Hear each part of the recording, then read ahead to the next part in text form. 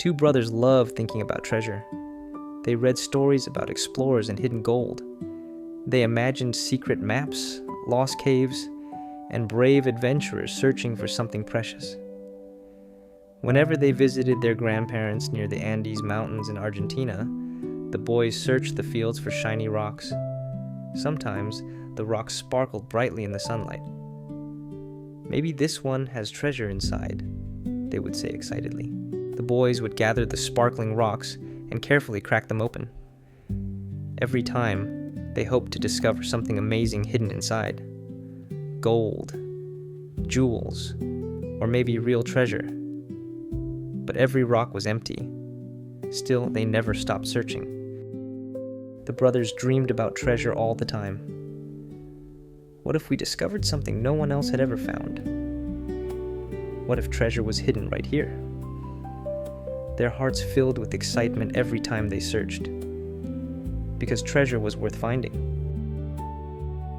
Long ago, the prophet Moses climbed a mountain called Sinai. There, the Lord taught Moses something surprising. God said his people could become his treasure, not gold, not silver, not jewels, people. God said that if his children would listen to his voice and keep their covenants with him, they would become a peculiar treasure. That means very special, deeply loved, and precious to him. God does not care most about expensive things. He cares about people. He cares about children, families, you.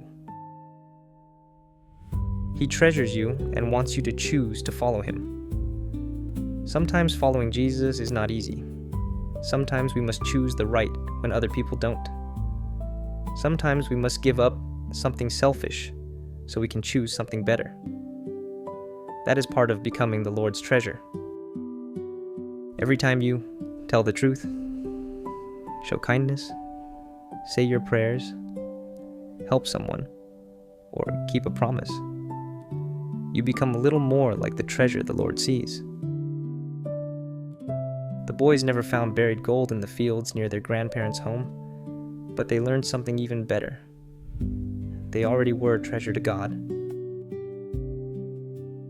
The Lord knows that nobody is perfect all at once. He does not expect us to never make mistakes. Instead, he asks us to have honest hearts, humble spirits, and a willingness to keep our promises with him. Even when it is hard, even when it requires sacrifice, when we keep trying, when we say sorry, when we choose to follow Jesus again and again, the Lord says we are accepted of him. And that makes us precious treasure in his sight. Jesus Christ loves you perfectly. As you follow him and keep your promises with him, he will help you become strong, joyful, and full of light. You do not have to dig in the ground to find treasure. If you follow Jesus, you are becoming it. Perhaps when those two brothers remembered the sparkling rocks near their grandparents' home in Argentina, they smiled, because they realized they had been searching for treasure all along, without understanding that heaven already saw them as something precious, not because they were perfect, but because they were learning to follow Jesus Christ. And that is the greatest treasure anyone can become.